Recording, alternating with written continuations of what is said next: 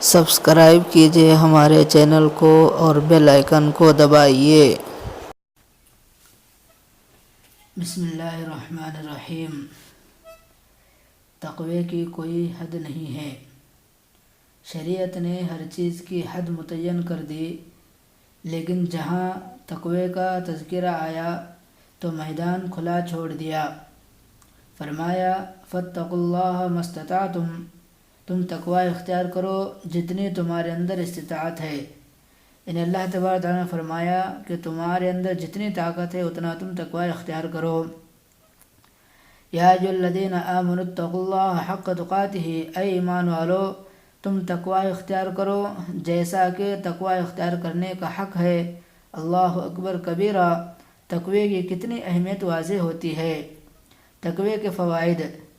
تقوی عجیب نعمت ہے اور اس کے اختیار کرنے سے نعمتوں کے دروازے کھل جاتے ہیں، برکتوں کے دروازے کھل جاتے ہیں، گناہ معاف ہوتے ہیں، بصیرت عطا ہوتی ہے۔ قرآن پاک میں ہے وَمَن يَتَّقِ اللَّهَ، اور جو کوئی تقوی اختیار کرتا ہے يُكَفِّرْ عَنْهُ سَيِّئَاتِهِ وَيُعْظِمْ لَهُ أَجْرًا، اللہ تعالیٰ اس کے گناہوں کو معاف فرما دیتا ہے اور اس کے اجر کو بڑا کر دیتا ہے، یعنی اس کو اجر بہت زیادہ عطا فرماتا ہے۔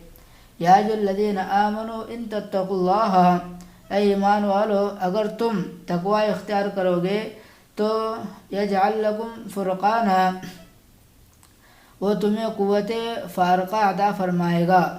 فرقان کیا ہوتا ہے؟ ایک ایسا نور ہوتا ہے جو حق اور باطل کے درمیان فرق کر دیتا ہے۔ ایسی بصیرت عطا کر دی جاتی ہے، فرقان عطا کر دیا جاتا ہے۔ ان تتقوا اللہ یجعل لکم فرقانا، اگر تم تقوی اختیار کرو گے تو تمہیں فرقان عطا کر دے گا۔